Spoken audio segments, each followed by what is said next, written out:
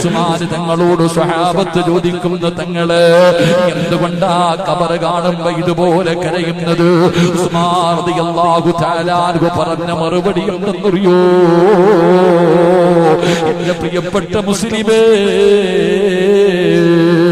എന്റെ പ്രിയപ്പെട്ടവരെ ഈ വാഴ്ന്നു പറയുന്ന ഞാനുണ്ടല്ലോ, ഈ ദുനിയാവില് ജീവിക്കുമ്പോ എന്റെ ഉമ്മയുണ്ട്, കൂടപ്പറപ്പുകളുണ്ട്, ഭാര്യയുണ്ട്, മക്കളുണ്ട്, എന്നെ സ്നേഹിക്കുന്ന ഒരുപാട് പേരിന്ന് എന്റെ കൂടെയുണ്ട്.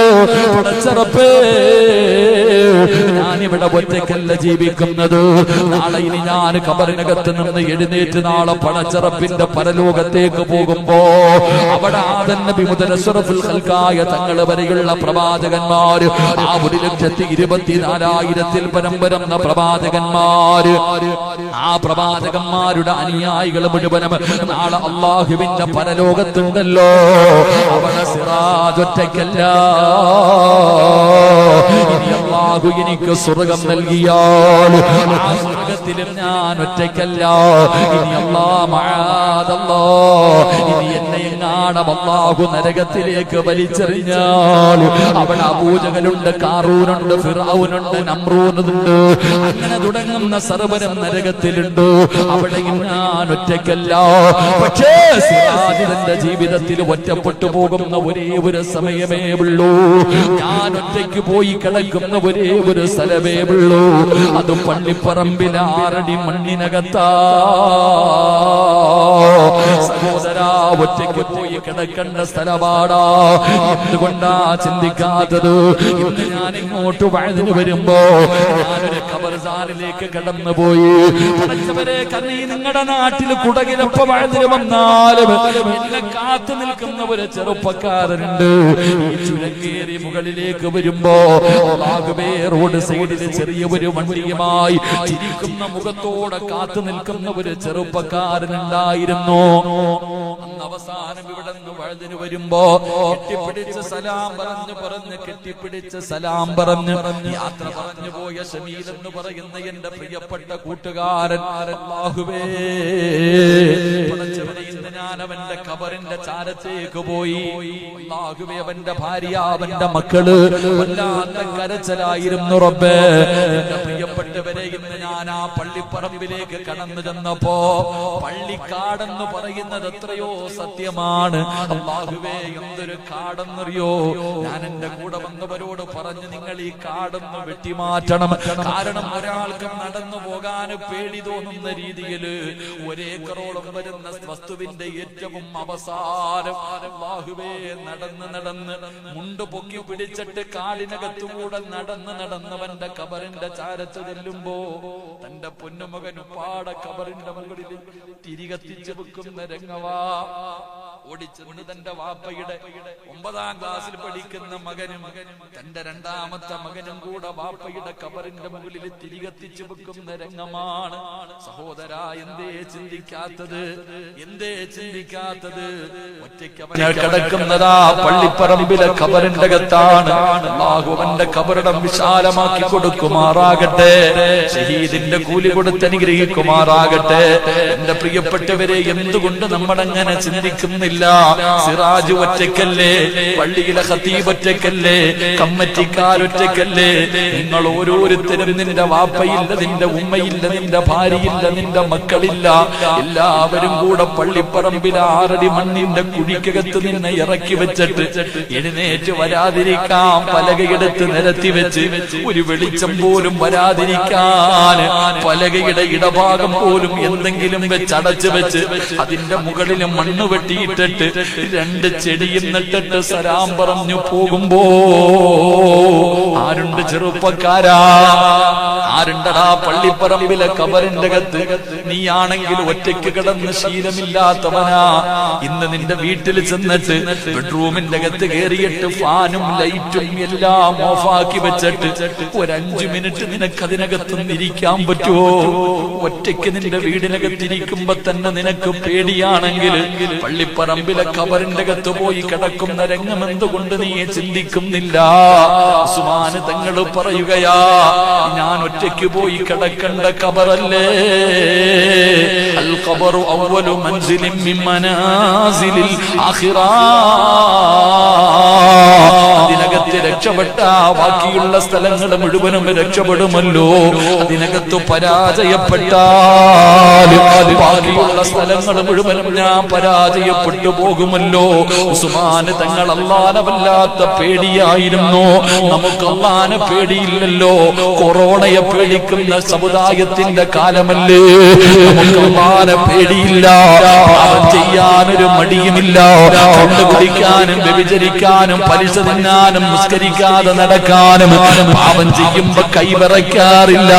ഒരു ഭയവുമില്ല, ഒരു പേടിയുമില്ല, കുറിച്ചുള്ള ചിന്തയില്ലല്ലോ. ചെയ്തുകൂട്ടുന്നത് മുഴുവനും നാളെ പടച്ചറമ്പ് പിടിച്ചു നിർത്തിയിട്ട് എണ്ണി എണ്ണി ചോദിക്കുമെന്നുള്ള ഭയമില്ലല്ലോ. മാറിയപ്പോലെ നമ്മുടെ ഹൃദയങ്ങൾ കല്ലായി പോയല്ലോ. പറയുകയാ പേടിക്ക് സഹോദരാ, ഭയന്നുകൊണ്ട് ജീവിക്കൂ. പ്രിയപ്പെട്ടവരോട് പറയുന്നു, അല്ലാഹുവിനെ ഭയക്കുന്നവർക്ക് പടച്ചറമ്പ് തരുന്ന പ്രതിഫലമുണ്ടോ? ഹൃദയത്തിന്റെ തമ്മ കയറട്ടെ, ഹൃദയത്തിന്റെ തമ്മ കയറട്ടെ. കഴിഞ്ഞാ രക്ഷപ്പെട്ട ചെറുപ്പക്കാരാ, ചെയ്യാൻ അവസരം കിട്ടുമ്പോ നിന്ന് മുടിഞ്ഞു മാറൂ. കുടിക്കാൻ ഫ്രീ ആയിട്ട് കണ്ണു വാങ്ങിത്തരാനാളുണ്ടോ? മോശമായ കാര്യങ്ങൾ ചെയ്യിപ്പിക്കാനാളുണ്ടോ? ആരും അറിയാതെ അവസരങ്ങൾ ഒരുക്കി തരാനാളുണ്ടോ?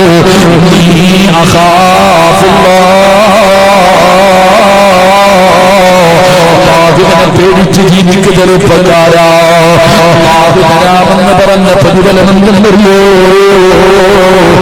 പ്രിയപ്പെട്ടവർക്ക് ഞാനൊരു ചരിത്രം പറഞ്ഞു തരാം.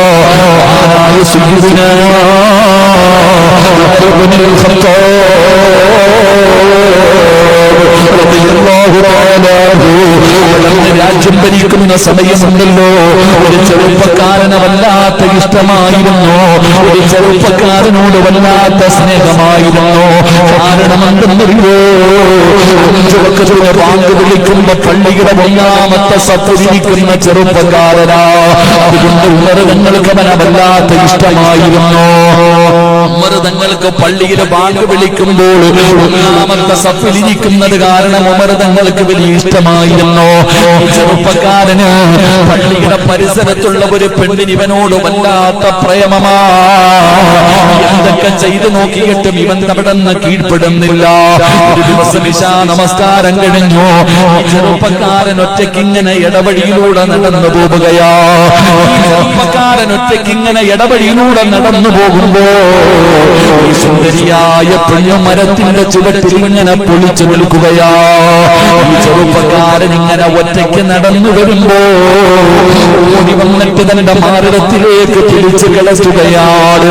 ഓടി വന്നിട്ട് കെട്ടിപ്പിടിക്കുകയാണ്. എന്നിട്ട് പറയുന്നു, എടാ എനിക്ക് നിന്നെ വല്ലാത്ത ഇഷ്ടമാ. എന്റെ ആഗ്രഹമൊന്ന് സാധിപ്പിച്ചു തരുവോ? എന്റെ മോഹമൊന്ന് സാധിപ്പിച്ചു തരുവോ? എനിക്ക് നിന്നെ വല്ലാത്ത ഇഷ്ടമാണെന്ന് പറഞ്ഞുകൊണ്ട് യുദ്ധത്തിന്റെ നടുവിലൂടെ നടന്നു പോകുന്ന സുന്ദരിയായ സൗന്ദര്യറാണിയായ പെണ്ണുണ്ടല്ലോ, ചെറുപ്പക്കാരന് തന്റെ മാറിടത്തിലേക്ക് പിടിച്ചു കിടത്തുമ്പോ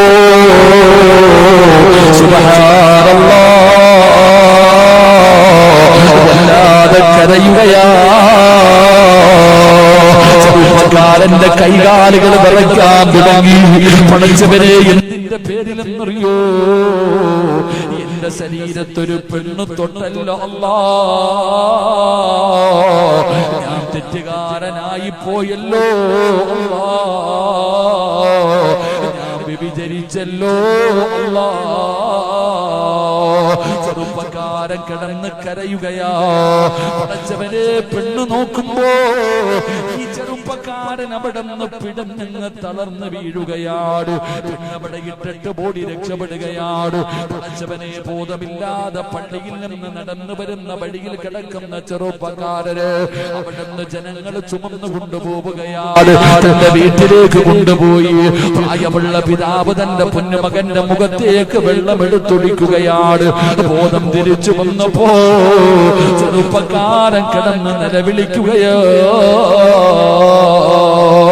വാപ്പയവിടെന്ന് ചോദിച്ചെന്റെ പൊന്നുമകൻ എന്ത് പറ്റി? നടന്നത് മുഴുവനും പറഞ്ഞു കൊടുക്കുകയാ. വാപ്പാ, ഞാൻ നരകത്തിന്റെ അവകാശിയായി പോയി. ഞാൻ വ്യഭിചരിച്ചു വാപ്പാ, ഞാൻ വ്യഭിചരിച്ചു വാപ്പാ. ഒരു പെണ്ണിന്റെ ശരീരത്ത് തൊട്ടിപ്പോയി വാപ്പാ. എന്റെ പൊന്നുമകൻ കിടന്ന് നിലവിളിക്കുമ്പോ വാപ്പ പറഞ്ഞു കൊടുത്തു, മോനെ, അങ്ങോട്ട് ചെന്നതല്ലല്ലോ, എന്റെ പൊന്നുമകൻ ഒരു പാപവും ചെയ്തില്ലല്ലോ. ആ പെണ്ണ് നിന്നെ കേറി പിടിച്ചതാണല്ലോ. അതുകൊണ്ട് എന്റെ പൊന്നുമകനെ കരയണ്ട. എന്ത് പറഞ്ഞിട്ടും ആ ചെറുപ്പക്കാരൻ അംഗീകരിക്കുന്നില്ല. തന്റെ മകൻ കിടന്ന് വീടിനകത്ത് കിടന്ന് നിലവിളിക്കുന്നത് കണ്ടപ്പോ വാപ്പാര് വല്ലാത്ത സങ്കടമായി. ആ ചെറുപ്പക്കാരൻ പറഞ്ഞു, വാപ്പാ, ഉമർ നിങ്ങളോട് ചെന്നിട്ട് മസല ചോദിക്കൂ. ആ പ്രിയപ്പെട്ട പിതാവ് ഉമർ ഇബ്നുൽ ഖത്താബ് റളിയല്ലാഹു തആല അൻഹുവിന്റെ മുന്നിലേക്ക് കടന്നു വന്നു. നടന്ന സംഭവങ്ങൾ മുഴുവനും പറഞ്ഞു കൊടുത്തു. ഉമർ തങ്ങൾ പറഞ്ഞു, അല്ലാഹു അവന് പുറത്തു കൊടുക്കട്ടെ. വാപ്പ തന്റെ വീട്ടിലേക്ക് തിരിച്ചു വരുമ്പോ കാണുന്ന രംഗമെന്താ? വ്യഭിചരിച്ചിട്ട് ഒരു മടിയുമില്ലാതെ കടന്നു പോകുന്ന ചെറുപ്പക്കാരാ. സ്വന്തം ഭർത്താവിനെ വഞ്ചിച്ചിട്ട് കടന്ന് സുഖിക്കുന്ന പെണ്ണുങ്ങള്. അല്ലാഹുവേ, വാപ്പ തന്റെ വീട്ടിലേക്ക് കടന്നു ചെല്ലുമ്പോ കാണുന്ന രംഗമെന്തെന്നറിയോ? തന്റെ പൊന്നുമകനെ കരഞ്ഞ് കരഞ്ഞ് കരഞ്ഞ് നെഞ്ചു പൊട്ടിയിട്ട് മരിച്ചു കിടക്കുകയാ. ഞാൻ പാപം ചെയ്തല്ലോ, ഞാൻ നരകത്തിന്റെ അവകാശിയായി പോയല്ലോ, ഞാനൊരു വ്യഭിചാരിയായി പോയല്ലോ. അല്ലാഹുവേ, ആ ചെറുപ്പക്കാരെ കരഞ്ഞ് കരഞ്ഞ് കരഞ്ഞ് പടന്ന് മരിച്ചു കിടക്കുകയാ. അവസാനം ആ ചെറുപ്പക്കാരന്റെ ജനാസ കൊണ്ടുപോയി കബറടക്കുകയാണ്. ആ മയ്യത്തടക്കിയിട്ട് എല്ലാവരും പിരിയുമ്പോ ഉമർ ഇബ്നുൽ ഖത്താബ് റളിയല്ലാഹു തആല ആ ചെറുപ്പക്കാരന്റെ ഖബറിന്റെ ചാരത്തിരുന്നിട്ടൊരു ഖുർആനിലെ ആയത്ത് ഓതുകയാ. വലിമൻ ഖാഫ മഖാമ റബ്ബിഹി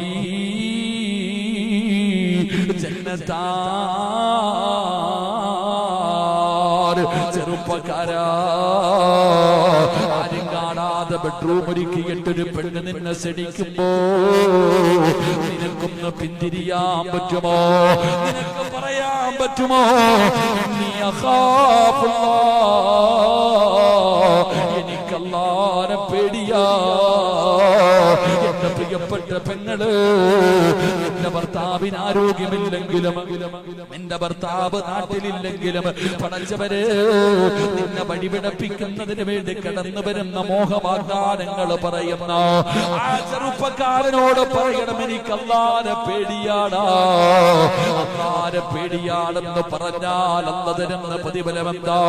നിസ്കരിക്കുന്നവനൊരു സ്വർഗമുണ്ട്, ഖുർആൻ ഓതുന്നവന് സ്വർഗമുണ്ട്, നോമ്പ് പിടിക്കുന്നവന് സ്വർഗമുണ്ട്, സദഖ കൊടുക്കുന്നവന് സ്വർഗമുണ്ട്. എല്ലാവർക്കും ഒരു സ്വർഗമാണുള്ളത്. എങ്കിൽ അല്ലാഹുവിന്റെ ഖുർആൻ പറയുകയാ, വലിമൻ ഖാഫ മഖാമ റബ്ബിഹി ജന്നതാൻ. രണ്ട് സ്വർഗമുണ്ടടാ ചെറുപ്പക്കാരാ, രണ്ട് സ്വർഗമുണ്ടടാ ചെറുപ്പക്കാരാ. അതുകൊണ്ട് എന്റെ പ്രിയപ്പെട്ടവരോട് പറയുകയാ, പാപങ്ങൾ ചെയ്യാൻ അവസരം കിട്ടുമ്പോ ഒടിഞ്ഞു മാറണോ. അല്ലാഹുവിനെ പേടിച്ചുകൊണ്ട് പിന്തിരികടാ ചെറുപ്പക്കാരാ. എന്റെ പ്രിയപ്പെട്ട പെങ്ങള്, എന്റെ ഹൃദയത്തിന്റെ അകത്ത് പടച്ച റബ്ബ് കേറട്ടെ പെണ്ണ്. കുറിച്ചുള്ള ഭയം നിന്റെ ജീവിതത്തിലേക്ക് കടന്നു വരട്ടെ.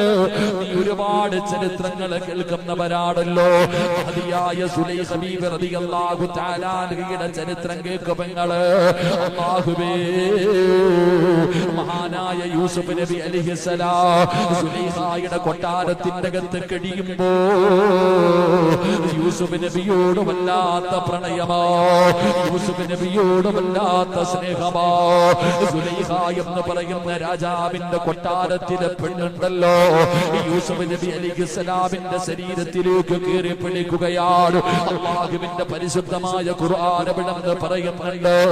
യൂസുഫ് നബിയോട് സുലൈഖ പറയുന്നു, യൂസുഫേ, എനിക്ക് നിന്നോട് വല്ലാത്ത പ്രണയമോ, എനിക്ക് നിന്നോട് വല്ലാത്ത ആഗ്രഹമോ. എന്റെ ആഗ്രഹം ഒന്ന് സാധിച്ചു തരുമോ യൂസുഫേ? യൂസുഫ് നബി അലൈഹിസ്സലാമിനെ തന്റെ ശരീരത്തിലേക്ക് ചേർത്ത് പിടിച്ചിട്ട് സുലൈഖ എന്ന് പറയുന്ന മഹദി അവിടെ നിന്ന് യാചിക്കുമ്പോ യൂസുഫ് നബി പറഞ്ഞ മറുപടി എന്താ?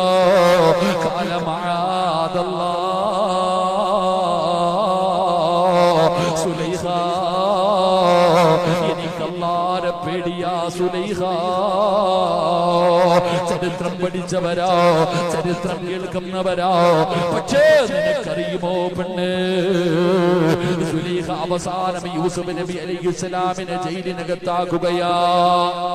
അവസാനം വർഷങ്ങൾ കഴിഞ്ഞോ യൂസുഫ് നബി അലൈഹിസ്സലാം ഈജിപ്ത് എന്ന് പറയുന്ന രാജ്യത്തിന്റെ ഭരണാധികാരിയായി.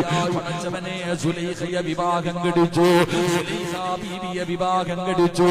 പടച്ചവനെ, യൂസുഫ് നബി അലൈഹിസ്സലാം സുലൈഖ എന്ന് പറയുന്ന തന്റെ മണവാട്ടിയുടെ റൂമിനകത്ത് കടന്നു ചെന്നപ്പോ സുലൈഖ പരിഗണിക്കുന്നില്ല, പഴയതുപോലെ സഹകരിക്കുന്നില്ല. ആ സമയത്താണ് യൂസുഫ് നബി അലൈഹിസ്സലാം ചോദിക്കുന്നു, സുലൈഖ, അല്ലാഹു ഹറാമാക്കിയ സമയത്ത് ആഗ്രഹത്തോടെ നീ എന്നെ കേറി പിടിച്ചതല്ലേ സുലൈഖ? ഇന്ന് ഹലാലാക്കി തന്നപ്പോ നീ എന്റെ ഭാര്യയാണല്ലോ, എന്തുകൊണ്ടാണ് എന്നോട് നീ സഹകരിക്കാത്തത്? യൂസുഫ് നബി അലൈഹിസ്സലാം തന്റെ പ്രിയപ്പെട്ട ഭാര്യയായ സുലൈഖ ബീവിയോട് ചോദിക്കുമ്പോ സുലൈഖ പറഞ്ഞ മറുപടി പഠിക്കണം പെങ്ങള്. സുലൈഖ പറഞ്ഞ മറുപടി പഠിക്കണം പെങ്ങള്. സുലൈഖ പറഞ്ഞ മറുപടി എന്തെന്നറിയുമോ? യൂസുഫേ, അന്ന് നിന്നെ കേറി പിടിക്കാനുള്ള കാരണം എന്തെന്നറിയോ? എന്റെ ഹൃദയം നിറയെ നീയായിരുന്നു യൂസുഫേ, എന്റെ ഹൃദയം നിറയെ നീയായിരുന്നു. അതുകൊണ്ടാണ് അന്ന് നിന്നെ ഞാൻ കേറി പിടിച്ചത്. പക്ഷേ ഇന്ന് എന്റെ ഹൃദയത്തിൽ നീയല്ല യൂസുഫേ, എന്റെ ഹൃദയം നിറയെ അല്ലാഹുവാ. അതുകൊണ്ടാണ് എനിക്ക് നിന്നോട് സഹകരിക്കാൻ കഴിയാത്തത് എന്ന് സുലൈഖ ബീവി റളിയല്ലാഹു തആല അൻഹ പറയുമ്പോ തെറ്റ് ചെയ്യാൻ പ്രചരിപ്പിക്കുന്ന ചെറുപ്പക്കാരോട്, എന്നെ പിഴപ്പിക്കാൻ നോക്കുന്നവരോട് അവിടെ അല്ലാഹുവിനെ കുറിച്ച് പറഞ്ഞു കൊടുക്കൂ, മരണത്തെ കുറിച്ച് ഓർമ്മപ്പെടുത്തി കൊടുക്കൂ. എന്റെ പ്രിയപ്പെട്ട പെങ്ങളെ, അല്ലാഹുവിനെ ഹൃദയത്തിൽ കൊണ്ടു നടക്കുന്ന പെണ്ണുങ്ങളാകൂ. മഹാനായ എത്രയെത്രയോ മഹത്തുക്കളുടെ ചരിത്രം അറിയുമല്ലോ. ഫുദൈൽ ഇബ്നു ഇയാദ് റളിയല്ലാഹു തആല അൻഹു കൊള്ളക്കാരുടെ നേതാവായിരുന്നല്ലോ, കൊള്ളക്കാരുടെ നേതാവായിരുന്നല്ലോ. ഫുദൈൽ എന്ന് പറയുന്ന ചെറുപ്പക്കാരനൊരു ഏറ്റവും വലിയ ഒരു സ്വഭാവമുണ്ട്. ഏത് പെണ്ണിനെ ഇഷ്ടപ്പെട്ടാലും അവളെ ശാരീരികമായി ബന്ധപ്പെടുന്ന സ്വഭാവമാ. അങ്ങനെ ഒരു ദുശീലമുണ്ടായിരുന്നു. പടച്ചവരെ, ഒരു പെണ്ണിനെ ഇഷ്ടപ്പെട്ട് കഴിഞ്ഞാൽ അവളെ കീഴ്പ്പെടുത്തുമായിരുന്നു. ഫുദൈൽ ഇബ്നു ഇയാദ് എന്ന് പറയുന്ന മനുഷ്യനുണ്ടല്ലോ, ഒരു പെണ്ണിനെ കാണുകയാ, അല്ലാഹുവിനെ പേടിയുള്ള പെണ്ണാ. എന്ത് ചെയ്തിട്ടും ഫുദൈലിന് അവിടെ നിന്ന് കീഴടങ്ങുന്നില്ല. അവസാനം ഫുദൈൽ ഇബ്നു ഇയാദ് റളിയല്ലാഹു തആല അൻഹു ആരും കാണാതെ പാതിരാത്രി വീടിന്റെ മതില് ചാടുകയാണ്. വാതില് ചവിട്ടി പൊളിച്ചു പെണ്ണിന്റെ വീടിനകത്ത് കടന്നു ചെന്നിട്ട് അതാ പീഡിപ്പിക്കുകയാ. ആ പെണ്ണിന് ആരോഗ്യമായിട്ട് പടച്ചവരെ അവിടെ നിന്ന് കീഴ്പ്പെടുത്തുകയാണ്. എന്നിട്ട് ആ പെണ്ണിന്റെ രണ്ട് കാലുകൾക്ക് നടുവില് അവള് വ്യഭിചരിക്കാത്ത തയ്യാറെടുക്കുമ്പോ അടുത്ത വീട്ടിലിരുന്നിട്ടൊരു ഉമ്മ ഖുർആൻ ഓതുകയാ. അലം യഅനില്ലദീന ആമനൂ അൻ തഖ്ശഅ ഖുലൂബുഹും ലിദിക്രില്ലാഹ്. തന്നെ കീഴ്പ്പെടുത്തിയിട്ട് തന്നെ വിഭജിക്കാൻ പോകുന്ന ചെറുപ്പക്കാരനോട് ആ പെണ്ണ് ചോദിക്കുന്നു, ഫുദൈലേ, അല്ലാഹ് പറയുന്നത് നീ കേൾക്കുന്നില്ലേ? ആ ഓതുന്ന ആയത്ത് നീ കേൾക്കുന്നില്ലേ? അലം യഅനില്ലദീന ആമനൂ അൻ തഖ്ശഅ ഖുലൂബുഹും ലിദിക്രില്ലാഹ്. തന്നെ വിഭജിക്കാമെന്ന ചെറുപ്പക്കാരനോട് ആ പെണ്ണി ഖുർആനിന്റെ ആയത്തെന്ന് ഓതി കേൾപ്പിക്കുകയാ. നന്നാകാ സമയമായില്ലേ, നന്നാകാ സമയമായില്ലേ. ഫുദൈൽ ഇബ്നു ഇയാദ് റളിയല്ലാഹു തആല അൻഹു കണ്ണുകളോട് പൊട്ടിക്കരഞ്ഞുകൊണ്ട് ഇറങ്ങിപ്പോയെന്ന് ചരിത്രം പറയുമ്പോ എന്റെ പ്രിയപ്പെട്ടവരോട് പറയുകയാ, അല്ലാഹനെ പേടിക്കൂ മനുഷ്യ, അല്ലാഹനെ ഭയന്ന് ജീവിക്കൂ, അല്ലാഹനെ ഭയന്ന് ജീവിക്കൂ. അതുകൊണ്ട് എന്റെ പ്രിയപ്പെട്ടവരോട് പറയുന്ന ഉസ്മാൻ റളിയല്ലാഹു തആല അൻഹു അല്ലാഹനെ ഭയന്ന് ജീവിച്ച സ്വഹാബിയാ. അല്ലാഹനെ വല്ലാത്ത പേടിയായിരുന്നു. അതുകൊണ്ട് എന്റെ പ്രിയപ്പെട്ടവരോട് ഓർമ്മപ്പെടുത്തുകയാ, ഉസ്മാൻ തങ്ങളുടെ ചരിത്രം നിങ്ങൾ വായിച്ചു നോക്കണേ. അവിടുത്തെ മരണം നമ്മളെ സങ്കടപ്പെടുത്തുന്നതാ. മഹാനായ ഉസ്മാൻ റളിയല്ലാഹു തആല അൻഹു അവിടുന്ന് മൂന്നാമത്തെ ഖലീഫയായിട്ട് അവിടുന്ന് അതാ രാജ്യം ഭരിച്ചുകൊണ്ടിരിക്കുകയാ. പടച്ചവനെ 6 വർഷക്കാലം ഒരു കുഴപ്പവുമില്ലായിരുന്നു. 6 കൊല്ലം കഴിഞ്ഞപ്പോ പടച്ചവനെ പ്രശ്നങ്ങൾ ഇങ്ങനെ തുടങ്ങാൻ തുടങ്ങി. പല പല പ്രശ്നങ്ങൾ ഇങ്ങനെ വരികയാണ്, ആരോപണങ്ങൾ പറയുകയാണ്. ഉസ്മാൻ റളിയല്ലാഹു തആല അൻഹുവിന് എതിരായിട്ട് അവിടുന്ന് ശത്രുക്കളും മുനാഫിക്കീങ്ങളും കൂടെ അവിടുന്ന് ആരോപണങ്ങൾ നടത്തുകയാ. ഉസ്മാൻ തങ്ങൾ അവിടുന്ന് സാമ്പത്തിക ആരോപണങ്ങൾ നടത്തി. എന്നിട്ട് അവര് പറഞ്ഞു, കുടുംബക്കാർക്ക് മുഴുവനും അധികാരം കൊടുത്തു. യഥാർത്ഥത്തിൽ ഖലീഫയാകേണ്ടത് അലിയാര് തങ്ങളാ, ഉസ്മാനത് തട്ടിപ്പറിച്ചതാണ് എന്ന് പറഞ്ഞുകൊണ്ട് അപവാദ പ്രചരണങ്ങളെ നടത്തുകയാണ്. ഉസ്മാൻ തങ്ങൾക്കെതിരെ ആൾക്കാരെ കൂട്ടുകയാണ്. പടച്ചറപ്പേ, അങ്ങനെ അവരുടെ ശക്തി ഇങ്ങനെ കൂടുകയാ. അവിടുന്ന് ചരിത്രം പറയുകയാ, അവസാനം ഉസ്മാൻ റളിയല്ലാഹു തആല അൻഹുവിനെ അവർ ഉപരോധിക്കുകയാണ്. ഒരിടത്തേക്ക് പോകാൻ സമ്മതിക്കുന്നില്ല. ഉസ്മാൻ റളിയല്ലാഹു തആല അൻഹു ഖലീഫയായിരുന്നു. 6 കൊല്ലം ഒരു കുഴപ്പമില്ല. 6 കൊല്ലം കഴിഞ്ഞപ്പോ മുനാഫിക്കീങ്ങൾ പറഞ്ഞു തുടങ്ങി, യഥാർത്ഥത്തിൽ ഖലീഫയാകേണ്ടത് അലിയാര് തങ്ങളാ. ഈ ഉമർ ഈ ഉസ്മാൻ ഇതെങ്ങനെയോ തട്ടിപ്പറിച്ചതാ. ഇങ്ങനെ ആരോപണങ്ങൾ തുടങ്ങി. ഉസ്മാൻ റളിയല്ലാഹു തആല അൻഹു സാമ്പത്തികമായിട്ട് അവിടുന്ന് സാമ്പത്തിക അഴിമതി നടത്തുന്നുണ്ട് എന്ന് പറഞ്ഞ ആരോപണം തുടങ്ങി. അത് കഴിഞ്ഞ് അവര് പറഞ്ഞു, കുടുംബക്കാരെ മുഴുവനും അധികാരം കൊടുക്കുന്നു. ഇങ്ങനെ ഓരോ പ്രശ്നങ്ങൾ ഇങ്ങനെ ഉണ്ടാക്കി ആളെ കൂട്ടി. ഇത് പറഞ്ഞപ്പോ മുസ്ലിമീങ്ങൾ, ഇസ്ലാമിലേക്ക് കടന്നു വന്ന പുതിയ മുസ്ലിമായ ആൾക്കാർ കൂടെ കയറാൻ തുടങ്ങി. അങ്ങനെ അവര് വലിയ ഒരു സംഘമായി. എന്റെ പ്രിയപ്പെട്ട സഹോദരങ്ങളെ, ഉസ്മാൻ റളിയല്ലാഹു തആല അൻഹുവിനെ അവർ ഉപരോധിക്കാൻ തുടങ്ങി. ഒരു സ്ഥലത്തും പോകാൻ സമ്മതിക്കൂല. ഉസ്മാൻ റളിയല്ലാഹു തആല അൻഹുവിന്റെ വീട് ഇവര് വളഞ്ഞു. വീടിന് പുറത്തിറങ്ങാൻ സമ്മതിക്കുന്നില്ല. വീട് വളഞ്ഞു. ഉസ്മാൻ റളിയല്ലാഹു തആല അൻഹുവിന്റെ വീട് വളഞ്ഞു. പുറത്തിറങ്ങാൻ സമ്മതിക്കാതെ വല്ലാത്ത പ്രശ്നങ്ങൾ ഇങ്ങനെ ഉണ്ടാക്കുകയാണ്. എന്റെ പ്രിയപ്പെട്ട സഹോദരങ്ങളെ, ചരിത്രം പറയുന്നു, ഉസ്മാൻ റളിയല്ലാഹു തആല അൻഹു വീട് വളഞ്ഞിട്ട് എല്ലാവരും വലിയ പ്രയാസം ഉണ്ടാക്കുന്നു, പ്രശ്നമുണ്ടാക്കുന്നു. ആ സമയത്ത് ഉസ്മാൻ റളിയല്ലാഹു തആല അൻഹുവിനെതിരെ വലിയ അപവാദങ്ങൾ നാട് മുഴുവനും പറഞ്ഞുകൊണ്ട് നടക്കുകയാണ്. അവസാനം സ്വഹാബികൾ ചോദിച്ചു, എന്തിനാ തങ്ങളെ ഇത്ര വിഷമിക്കുന്നത്? വീടിന് പുറത്തിറങ്ങാൻ സമ്മതിക്കാതെ വീടിനകത്ത് അടച്ചിട്ടിരിക്കുന്ന ഉസ്മാൻ റളിയല്ലാഹു തആല അൻഹുവിന്റെ ചാരത്ത് സ്വഹാബികൾ വന്നിട്ട് ചോദിച്ചു, ഈ അധികാരമല്ലേ ഇവർക്ക് വേണ്ടത്, എടുത്തു കളഞ്ഞൂടെ? ഈ അധികാരത്തിന് വേണ്ടിയാണല്ലോ ഇവർ ഇത്രയും അങ്ങയെ വേദനിപ്പിക്കുന്നത്. ഈ അധികാരം വലിച്ചെറിഞ്ഞുകൂടെ? ആ സമയത്ത് ഉസ്മാൻ റളിയല്ലാഹു തആല അൻഹു പറഞ്ഞു, ഞാൻ അധികാരം വിട്ടുകൊടുക്കൂല, ഞാൻ അധികാരം വിട്ടുകൊടുക്കൂല. അതിന്റെ കാരണം, ഒരിക്കൽ ഉസ്മാൻ റളിയല്ലാഹു തആല അൻഹുവിനോട് അല്ലാഹുവിന്റെ പ്രവാചകൻ സല്ലല്ലാഹു അലൈഹി വസല്ലമ തങ്ങൾ പറഞ്ഞു, യാ ഉസ്മാൻ, ഇന്നഹു ലഅല്ലല്ലാഹു യുഖബ്ബിസുക ഖമീസ ഫഇൻ അറാദൂക അലാ ഖൽഇ ഫലാ തഖ്ലഉ ലഹു. മഹാനായ പ്രവാചകൻ സല്ലല്ലാഹു അലൈഹി വസല്ലമ തങ്ങൾ പറഞ്ഞു, അല്ലാഹു നിങ്ങളെ ഒരു കമീസ് ധരിപ്പിക്കും. അല്ലാഹു നിങ്ങളെ ഒരു കമീസ് ധരിപ്പിക്കും. അത് ഊരിപ്പിക്കുന്നതിന് വേണ്ടി ഒരുപാട് പേര് കടന്നു വരും. ഒരു കാരണവശാലും അത് ഊരിക്കൊടുക്കരുത് എന്ന് പറഞ്ഞാൽ അല്ലാഹു നിങ്ങൾക്ക് അധികാരം തരും. ഈ അധികാരം ആരൊക്കെ തട്ടിപ്പറിക്കാൻ നോക്കിയാലും നിങ്ങൾ തോറ്റുകൊടുക്കരുത്. ഉസ്മാൻ റളിയല്ലാഹു തആല അൻഹുവിനോട് എല്ലാവരും പറഞ്ഞപ്പോൾ പറഞ്ഞു, എന്നോട് മുത്ത് നബി പറഞ്ഞിട്ടുണ്ട് ഇത് വിട്ടുകൊടുക്കാൻ പാടില്ല എന്ന്. എന്റെ പ്രിയപ്പെട്ട സഹോദരങ്ങളെ, വന്ന സ്വഹാബികൾ പറഞ്ഞു, എങ്കിൽ നിങ്ങൾ നമുക്ക് അനുവാദം എന്താ യുദ്ധം ചെയ്യാൻ? ഇവന്മാരെ നമുക്ക് തല്ലി ഓടിക്കാം, ഞങ്ങളുണ്ടല്ലോ. ഈ വീട് വളഞ്ഞു വെച്ചിരിക്കുന്ന ഈ ശത്രുക്കളെ മുഴുവനും നമുക്കിവിടെ നാട്ടി ഓടിക്കാം, അങ്ങൊന്ന് സമ്മതിക്ക്.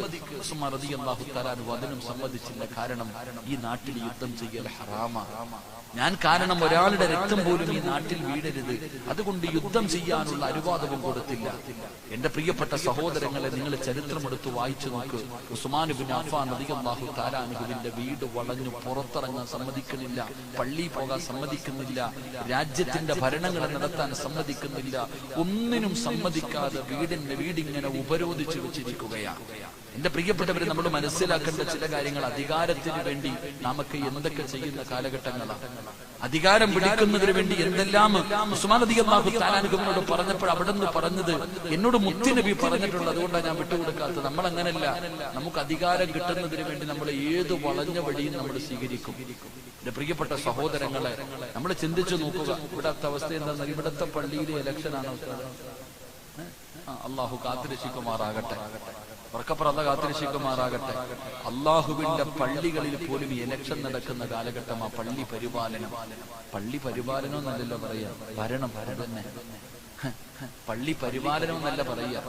പരിശുദ്ധമായ കഅബാലയത്തിന്റെ സൗദി അറേബ്യയുടെ രാജാവിന്റെ പേര് പറയുമ്പോഴും അവിടെ നിന്ന് പറയുന്നത് എന്താ പറയാ, നമുക്ക് പള്ളിയുടെ പ്രസിഡന്റ് എന്ന് പറയുന്നത് അന്തസ്.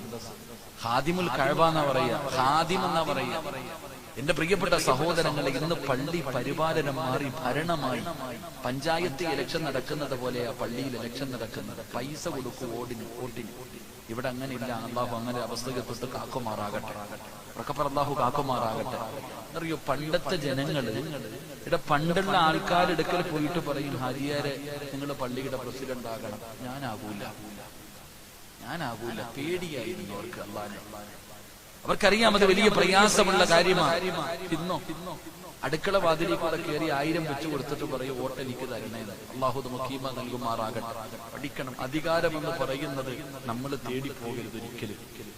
പഠിച്ചു വെച്ചോ, അധികാരം ഒരിക്കലും തേടിപ്പോകരുത്. തേടി വരണം അധികാരം. അതിന് അധികാരം എന്ന് പറയാം. അധികാരം തേടിപ്പോയാൽ വലിയ നഷ്ടം. തേടി വന്നാൽ നമ്മൾ സ്വീകരിക്കണം. എന്റെ പ്രിയപ്പെട്ട സഹോദരങ്ങൾ, അള്ളാഹുവിന്റെ പരിശുദ്ധമായ ഖുർആൻ തന്നെ വ്യക്തമായി പറയുന്നുണ്ട് അധികാര മോഹം. അള്ളാന്റെ ഖുർആൻ പറയുന്നു, ഖുലില്ലാഹുമ്മ മാലിക്കൽ മുൽക്ക് തുഅ്തിൽ മുൽക മിമ്മൻ തശാ വതുഇസ്സു മൻ തശാ വതുദില്ലു മൻ തശാ. പള്ളിയുടെ പ്രസിഡന്റ് ആകുന്നതിന് മുമ്പ്, സെക്രട്ടറി ആകുന്നതിന് മുമ്പ് ഈ ആയത്ത് ഓതി നോക്കിയാൽ മതി. അള്ളാഹു ഈമാൻ നൽകുമാറാകട്ടെ. അതിനകത്ത് അള്ളാഹ് പറയുന്നുണ്ട്, ഒന്നീ നീ അധികാരം കൊണ്ട് നിനക്ക് ഇസ്സത്ത് ഉണ്ടാകും, അല്ലെങ്കിൽ ഉള്ളത് മുഴുവനും പോയി നാണം കെടും. അള്ളാഹു കാക്കുമാറാകട്ടെ. എന്റെ പ്രിയപ്പെട്ട സഹോദരങ്ങളെ, ഞാൻ പറഞ്ഞു വന്നത്, എന്റെ പ്രിയപ്പെട്ടവരോട് ഞാൻ ഓർമ്മപ്പെടുത്തുന്നു, ഇവിടുത്തെ പള്ളിയുടെ പ്രസിഡന്റ് ആരാന്ന് എനിക്കറിയില്ല, സെക്രട്ടറി ആരാന്ന് അറിയില്ല. അള്ളാഹു അവർക്ക് ആഫിയത്തും ദീർഘായുസ്സും കൊടുക്കുമാറാകട്ടെ. ഒരു കാര്യം കൂടെ ഞാൻ പറഞ്ഞു തരാം.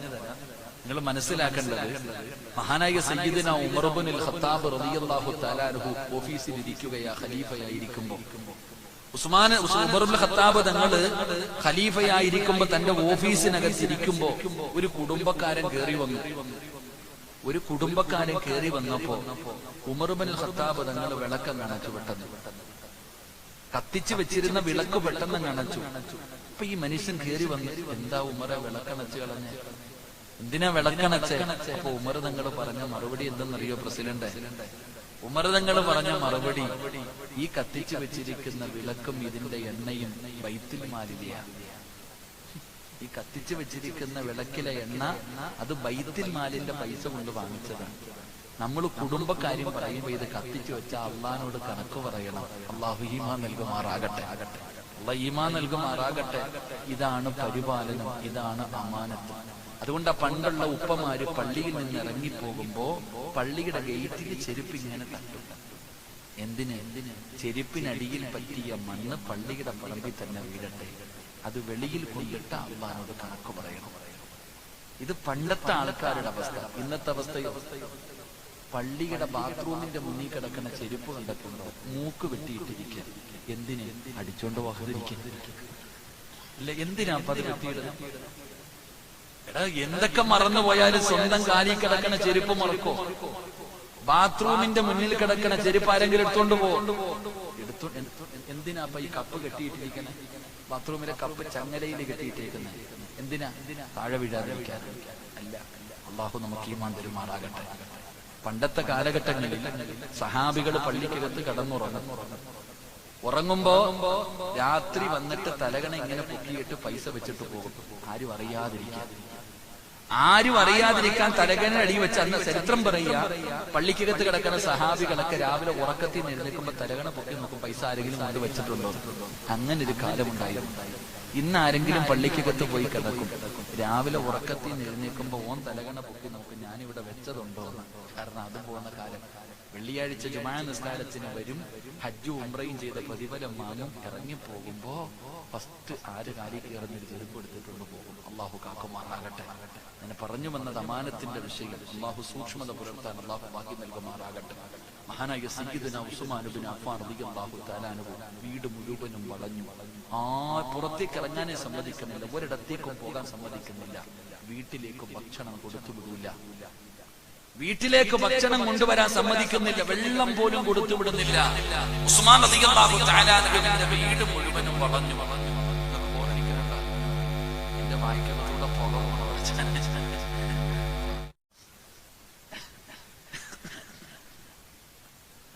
നിങ്ങളൊക്കെ ഇങ്ങനെ കയ്യും കെട്ടിയിരിക്കുക. സത്യം പറഞ്ഞാൽ ഈ തുണി എല്ലാം തലക്കാൻ തുടങ്ങി. മൈക്ക് സെറ്റുകാരൻ തലയിൽ കൂടെ തുണിയിട്ടിരിക്കുക. അള്ളാഹു ആഫിയത്തും ദീർഘായുസ്സും നൽകുമാറാകട്ടെ. ഒരു 10 മിനിറ്റും കൂടി ഇരിക്കുവോ? ഇരിക്കുവോ? വെടി കൊണ്ടതുപോലെ ഇരിക്കാതെ ഇരിക്കുവോ? പറയണമെന്ന് ആഗ്രഹമുള്ളവർ കൈവക്കി. ഇത് അരക്കയ്യോ ഉള്ളോ? പൊക്ക്. പൈസ ചോദിക്കുമ്പോൾ ഇതുപോലെ പൊക്കണം കേട്ടാ. ഞാൻ പൈസ ചോദിക്കുമ്പോൾ ഇതുപോലെ പൊക്കണം. അല്ലാഹു ഭാഗ്യം തരുമാറാകട്ടെ. മഹാനായ സയ്യിദുനാ ഉസ്മാൻ ഇബ്നു അഫ്ഫാൻ റളിയല്ലാഹു തആല അൻഹുവിന്റെ വീട് വളഞ്ഞു. ഭക്ഷണമില്ല, പാനീയമില്ല, ഒന്നുമില്ല. വീടിന് പുറത്തേക്ക് ഇറങ്ങാനും വിടുന്നില്ല, ആരെയും അകത്തേക്ക് കയറാനും വിടുന്നില്ല. ഉസ്മാൻ റളിയല്ലാഹു തആല അൻഹു നോമ്പുകാരനാണ്. അല്ലാഹുവേ, മഹാനായ സയ്യിദുനാ ഉസ്മാൻ ഇബ്നു അഫ്ഫാൻ റളിയല്ലാഹു തആല അൻഹു നോമ്പുകാരനാണ്. വൈകുന്നേരം നോമ്പ് തുറക്കാൻ സമയമായി. വെള്ളവുമില്ല, ഭക്ഷണവുമില്ല. ഉസ്മാൻ റളിയല്ലാഹു തആല അൻഹു പട്ടിണിക്കാരനാണ്. നോമ്പ് മുറിക്കാൻ പോലും ഒന്നുമില്ല. ഒരു ദിവസം കഴിഞ്ഞു. അന്ന് ഭാര്യയും ഭർത്താവും വീടിനകത്തുണ്ട്. പിറ്റേ ദിവസം രാവിലെയായി. ഇടയത്താഴം കഴിക്കാനും വീടിന്റെ അകത്തൊന്നുമില്ല. രണ്ടാമത്തെ ദിവസമാ മഹാനായ സയ്യിദുനാ ഉസ്മാൻ റളിയല്ലാഹു തആല അൻഹുവിന് 82 വയസ്സായി. ചരിത്രം പറയുന്നു 82 വയസ്സുള്ള വൃദ്ധനായ മനുഷ്യനാണ്. ഒരു ദിവസം പട്ടിണി നോമ്പ് പിടിച്ചിട്ട് മുറിക്കാൻ പച്ചവെള്ളം പോലും കുടിക്കാൻ. പിറ്റേ ദിവസം രാവിലെയായി. കഴിക്കാൻ ഭക്ഷണമില്ല. അന്നും എന്റെ പ്രിയപ്പെട്ട സഹോദരങ്ങളെ, നോമ്പ് മുറിക്കാൻ സമയമായി. വ്യാഴാഴ്ചയാണ്. ഉസ്മാൻ റളിയല്ലാഹു തആല അൻഹുവിന്റെ ഭാര്യ മഹ്ദിയായ നായില റളിയല്ലാഹു തആല അൻഹ ഇത് കണ്ടിട്ട് സഹിച്ചില്ല. നായില ബീവി റളിയല്ലാഹു തആല അൻഹ തന്റെ പ്രിയപ്പെട്ട ഭർത്താവ് പടച്ചവനെ നോമ്പ് പിടിക്കാനും നോമ്പ് മുറിക്കാനും ഭക്ഷണമില്ല. ഒരു ദിവസം കഴിഞ്ഞു. രണ്ടാമത്തെ ദിവസം വെള്ളിയാഴ്ച ഉച്ച കഴിഞ്ഞു. വ്യാഴാഴ്ച ഉച്ച കഴിഞ്ഞു. നായില ബീവി റളിയല്ലാഹു തആല അൻഹ വീടിന്റെ വെളിയിലേക്ക് ഇറങ്ങുകയാണ്. തന്റെ പ്രിയപ്പെട്ട ഭർത്താവിന് അല്പം വെള്ളം കൊണ്ടുവരുന്നതിന് വേണ്ടി വീടിന്റെ വെളിയിൽ ഇറങ്ങുമ്പോ ശത്രുക്കൾ കാവല് നിൽക്കുകയാ. അവരെ തടയുകയാണ്. ചോദിച്ചു, എനിക്ക് എന്റെ ഭർത്താവിനെ കുടിക്കാൻ ഇത്തിരി വെള്ളമെടുക്കുന്നതിന് വേണ്ടിയാ. ആ സമയത്ത് അവര് പറഞ്ഞു, നായില, കാണുന്ന ഓടയിൽ കിടക്കുന്ന വെള്ളം വേണമെങ്കിൽ എടുത്തു കൊണ്ടുപോക്കോ എന്ന് പറഞ്ഞുകൊണ്ട് ശത്രുക്കൾ പരിഹസിക്കുകയാണ്, കളിയാകുകയാണ്. ആരെയെന്നറിയോ? 35,000 വെള്ളി നാണയങ്ങൾ കൊടുത്തിട്ട് കുടിക്കുന്നതിന് വേണ്ടി കിണർ വാങ്ങിച്ചു കൊടുത്ത സ്വഹാബിയുടെ ഭാര്യ അവര് പരിഹസിക്കുന്നു. നിന്റെ ഭർത്താവിന് കുടിക്കാൻ ഈ ഓടയിലെ വെള്ളം എടുത്തുകൊണ്ട് പോകാൻ അവര് പരിഹസിക്കുകയാ. അങ്ങനെ വെള്ളം കൊടുക്കാൻ സമ്മതിച്ചില്ല. ഉസ്മാൻ റളിയല്ലാഹു തആല അൻഹുവിന്റെ ഭാര്യ വീണ്ടും വീടിനകത്ത് കയറി. വൈകുന്നേരം സമയമായി ഉസ്മാൻ തങ്ങളുടെ വ്യാഴാഴ്ചയും അവിടെ നിന്ന് നോമ്പ് തുറക്കാൻ ഭക്ഷണമില്ല, കുടിക്കാൻ വെള്ളമില്ല. അല്ലാഹുവേ, തന്റെ പ്രിയപ്പെട്ട ഭർത്താവ് വീടിന്റെ അകത്ത് കിടക്കുന്നത് കണ്ടപ്പോ 82 വയസ്സുള്ള ഉസ്മാൻ തങ്ങളുടെ വീടിന്റെ അകത്ത് ഇങ്ങനെ തളർന്ന് കിടക്കുന്നത് കണ്ടപ്പോ ഭാര്യ കിടന്ന് കരയുകയാ. തന്റെ പ്രിയപ്പെട്ട ഭാര്യ ഇങ്ങനെ തലയുടെ മുകളിലൂടെ തുണിയിട്ടിട്ട് കിടന്ന് കരയുമ്പോ ഉസ്മാൻ റളിയല്ലാഹു തആല അൻഹു അവിടുന്ന് ചോദിക്കുന്നു, നായിലാ, എന്തിനാ നീ കരയുന്നത്? അവിടുന്ന് പറഞ്ഞു, ഉസ്മാൻ തങ്ങളെ, നിങ്ങൾ വല്ലതും കഴിച്ചിട്ട് ദിവസങ്ങളായല്ലോ, 2 ദിവസമായിട്ട് നിങ്ങൾ പട്ടിണി നോമ്പാണല്ലോ. രാവിലെയും നോമ്പ് പിടിക്കാനും ഭക്ഷണമില്ല, നോമ്പ് മുറിക്കാനും ഭക്ഷണമില്ല. ഇന്ന് 2ാമത്തെ ദിവസം കഴിഞ്ഞല്ലോ. നിങ്ങളുടെ അവസ്ഥ കണ്ടിട്ട് കരഞ്ഞതാണെന്ന് ഉസ്മാൻ തങ്ങളുടെ പ്രിയപ്പെട്ട ഭാര്യ അവിടുന്ന് കരഞ്ഞുകൊണ്ട് പറയുമ്പോ ഉസ്മാൻ തങ്ങൾ പറഞ്ഞ മറുപടി എന്തെന്നറിയോ? ആരാ പറഞ്ഞത് ഞാൻ നോമ്പ് മുറിച്ചില്ലെന്ന്? ആരാ പറഞ്ഞത് ഞാൻ പട്ടിണി നോമ്പാണെന്ന്? അല്ലാഹുവേ, ഉസ്മാൻ തങ്ങൾ പറഞ്ഞു കൊടുക്കുകയാ,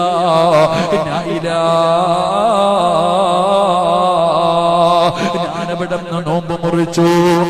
എനിക്കാരാ ഭക്ഷണം തന്നത്? ആരാണ് ഞാൻ വ്യാഴാഴ്ച നോമ്പ് തുറക്കുമ്പോ എനിക്ക് വെള്ളമൊഴിച്ച് തന്നതാരെന്നറിയോ? മഹാനായ നബി മുഹമ്മദ് മുസ്തഫ സല്ലല്ലാഹു അലൈഹി വസല്ലമ തങ്ങള് ഉസ്മാൻ തങ്ങളെ തളർന്നു കിടക്കുമ്പോ നോമ്പ് മുറിക്കാൻ മഗ്രിബിന്റെ സമയമായപ്പോ അല്ലാഹുവിന്റെ പ്രവാചകൻ ഉസ്മാൻ തങ്ങളുടെ വായിലേക്ക് അവിടുന്ന് വെള്ളമൊഴിച്ചു കൊടുക്കുകയാ. എന്നിട്ട് അല്ലാഹുവിന്റെ റസൂൽ എന്നോട് പറഞ്ഞത് എന്തെന്നറിയുവോ? നായിലാ, ചിരിക്കുന്ന മുഖത്തോടെ 82 വയസ്സുള്ള ഉസ്മാൻ റളിയല്ലാഹു തആല അൻഹു തന്റെ പ്രിയപ്പെട്ട ഭാര്യയെ കെട്ടിപ്പിടിച്ചുകൊണ്ട് പറയുന്നു, നായിലാ, അല്ലാഹുവിന്റെ റസൂൽ എന്നോട് പറഞ്ഞത് എന്തെന്നറിയുമോ? റഅയ്തുൽ ബാരിഹ ഫഇന്നക മഫ്തൂറാ. അല്ലാഹുവിന്റെ പ്രവാചകൻ എനിക്ക് നോമ്പ് തുറക്കാനുള്ള വെള്ളം എന്റെ വായിക്കകത്ത് ഒഴിച്ചു തന്നിട്ട് അല്ലാഹുവിന്റെ റസൂൽ എന്നോട് പറഞ്ഞത് എന്തെന്നറിയുമോ? ഉസ്മാനേ, നാളെ നോമ്പ് തുറക്കുന്നത് എന്റെ കൂടെയാ. അല്ലാഹുവിന്റെ റസൂൽ പിരിയുമ്പോ പറഞ്ഞത് എന്തെന്നറിയോ? നാളെ നോമ്പ് മുറിക്കുന്നത് എന്റെയും അബൂബക്കറിന്റെയും ഉസ്മാനിന്റെയും കൂടെയാ. നമ്മൾ ഒരുമിച്ചിരുന്ന നോമ്പ് തുറക്കുന്നത്, നമ്മൾ ഒരുമിച്ചിരുന്നാണ് നോമ്പ് മുറിക്കുന്നത്. ഈ പറഞ്ഞതിന്റെ അർത്ഥം നാളെ മഗ്രിബിന് മുമ്പ് ഞാൻ ഷഹീദാകുമെന്നാ. നാളെ മഗ്രിബിന് മുമ്പ് ഉസ്മാൻ ഷഹീദാകുമെന്ന് അല്ലാഹുവിന്റെ റസൂൽ എന്നോട് പറഞ്ഞിട്ട് പോയിരിക്കുകയാ. പടച്ചവനെ, ഉസ്മാൻ റളിയല്ലാഹു തആല അൻഹു ദുൽഹജ്ജ് മാസം 17 വെള്ളിയാഴ്ച ദിവസമായി ഉസ്മാൻ തങ്ങളുടെ വീടിന്റെ വെളിയിൽ ഇറങ്ങാൻ അവര് സമ്മതിക്കുന്നില്ല. ഉസ്മാൻ റളിയല്ലാഹു തആല അൻഹു പടച്ചവനെ തന്റെ അടിമയെ വിളിക്കുകയാണ്, ഖാദിമിനെ വിളിക്കുകയാണ്. എന്നിട്ട് ഉസ്മാൻ തങ്ങൾ അവിടുന്ന് പറഞ്ഞു, എനിക്കൊരു കമീസും ഒരു പാന്റും കൊണ്ടുവരടേ. ഉസ്മാൻ തങ്ങൾ മുണ്ടെടുക്കുന്ന സ്വഹാബിയാ. ഉസ്മാൻ തങ്ങൾ മുണ്ടുടുക്കുന്ന സ്വഹാബിയ. അവിടുന്ന് തന്റെ അടിമയെ വിളിച്ചിട്ട് പറഞ്ഞു, എനിക്കൊരു കമീസ് വേണം, എനിക്കൊരു പാന്റ് വേണം. എന്തിനെന്നറിയുമോ സഹോദരാ, എന്തിനെന്നറിയുമോ സഹോദരാ, ഉസ്മാന് തങ്ങൾ എന്നും മുണ്ടെടുക്കുന്ന ഉസ്മാന് തങ്ങള് അവിടുന്ന് പാൻറിടാനുള്ള കാരണം എന്തെന്നറിയോ? അവിടുന്ന് പാൻറിടുകയാണ്, അവിടുന്ന് കമീസ് ധരിക്കുകയാ, പാൻറ് നല്ലതുപോലെ മുറുക്കി കെട്ടുകയാ. എന്തിനെന്നറിയോ? തന്റെ വീടിന്റെ വെളിയിൽ നിൽക്കുന്ന ശത്രുക്കള് വീടിനകത്ത് കയറിയിട്ട് അവിടുന്ന് തുണ്ടം തുണ്ടമായി വെട്ടിമുറിക്കുമ്പോ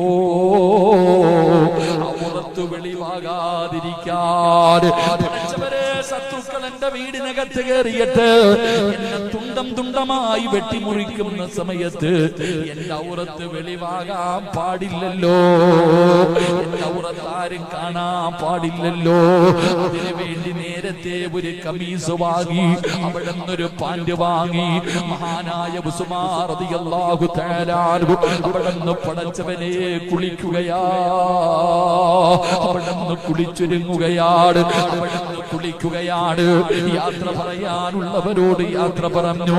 ഉസ്മാൻ റളിയല്ലാഹു തആല അൻഹു തന്റെ പ്രിയപ്പെട്ട ഭാര്യയോട് അവിടെ നിന്ന് യാത്ര പറയുകയാ, അവിടെ നിന്ന് പൊരുത്തം ചോദിക്കുകയാ. എന്നിട്ട് ഉസ്മാൻ റളിയല്ലാഹു തആല അൻഹു അല്ലാഹുവേ അവിടെ നിന്ന് കുളിച്ചൊരുങ്ങിയിട്ട് കമീസ് ധരിച്ചു, പാൻറിട്ടു. രണ്ട് റക്അത്ത് നമസ്കരിക്കുകയാ. ഉസ്മാൻ റളിയല്ലാഹു തആല അൻഹു രണ്ട് റക്അത്ത് നിസ്കരിക്കുകയാ. സൂറത്തു ത്വാഹയാണ് പാരായണം ചെയ്തത്, സൂറത്തു ത്വാഹയാണ് പാരായണം ചെയ്തത്. അല്ലാഹുവേ അല്ലാഹുവേ അവിടുന്ന് സൂറത്തു ത്വാഹ ഓതിയിട്ട് അവിടുന്ന് രണ്ട് റക്അത്ത് നമസ്കരിച്ചു. എന്നിട്ട് ഉസ്മാൻ റളിയല്ലാഹു തആല അൻഹു വീടിനകത്തേക്ക് മുസല്ലയിൽ വന്നിരുന്നു.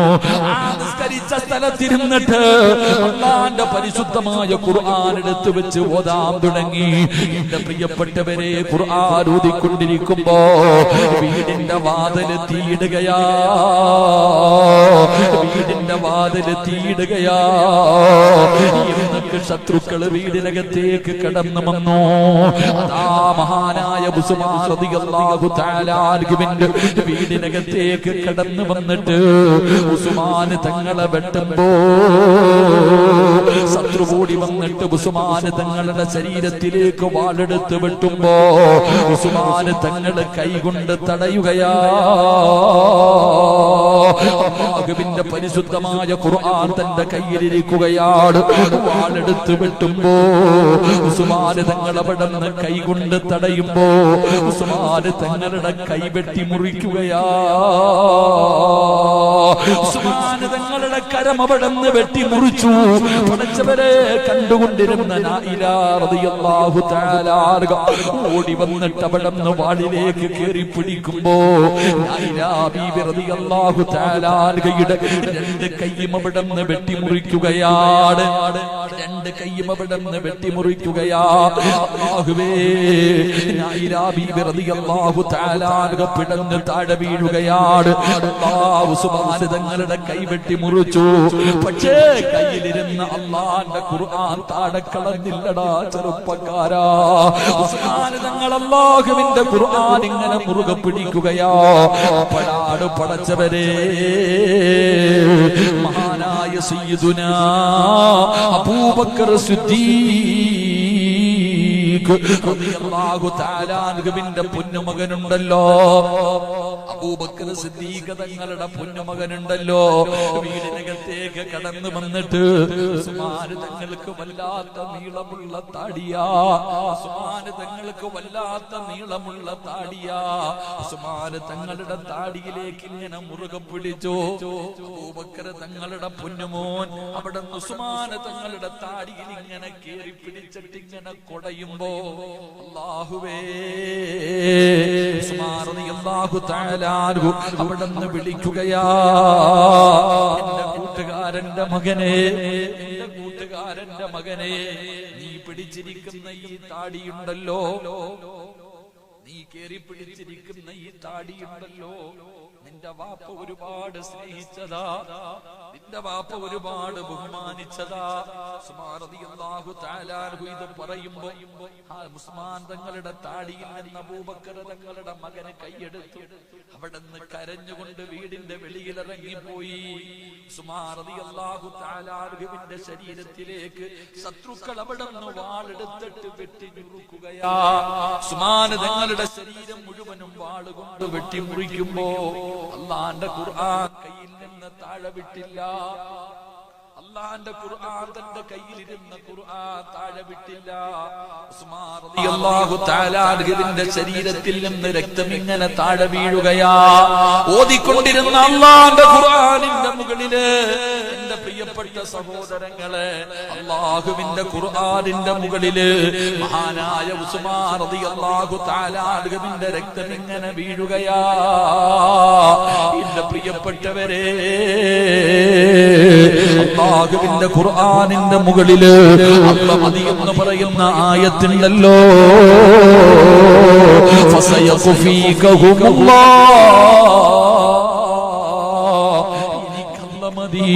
എനിക്കല്ല മതി എന്ന ഖുർആനിന്റെ ആയത്തിന്റെ മുകളിൽ തന്റെ ചുടുരക്തം ഇങ്ങനെ വീഴുകയാണ്. ഉസ്മാൻ റളിയല്ലാഹു തആല അൻഹു തന്റെ നെഞ്ചിലേക്ക് അല്ലാഹുവിന്റെ പരിശുദ്ധമായ ഖുർആൻ അവിടുന്ന് ചേർത്ത് പിടിക്കുകയാ.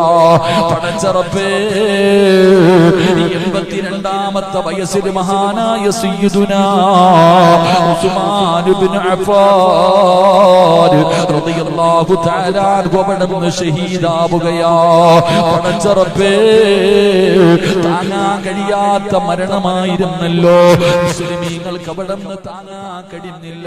എന്റെ പ്രിയപ്പെട്ടവര്, നിങ്ങളുടെ ചരിത്രമെടുത്ത് വായിച്ചു നോക്ക്. ഉസ്മാന് തങ്ങളെ കൊല്ലാൻ ആരൊക്കെ അന്ന് കൂടിയോ അവര് മുഴുവനും ഭ്രാന്തന്മാരായിട്ട് ചത്തുപോയെന്ന് ചരിത്രം പറയുകയാ. ഉസ്മാന് തങ്ങളെ കൊല്ലുന്നതിന് വേണ്ടി അന്ന് ശത്രുപക്ഷത്ത് നിന്നവരെ മുഴുവനും ശപിക്കപ്പെട്ടവരാ. അവര് മുഴുവനും ഭ്രാന്ത് പിടിച്ചിട്ട് ചത്തുപോയി. പിൽക്കാലത്തൊരു മഹാചരിത്രം പറയുകയാ. അല്ലാഹുവിന്റെ പരിശുദ്ധമായ കഅബാലയത്തിൽ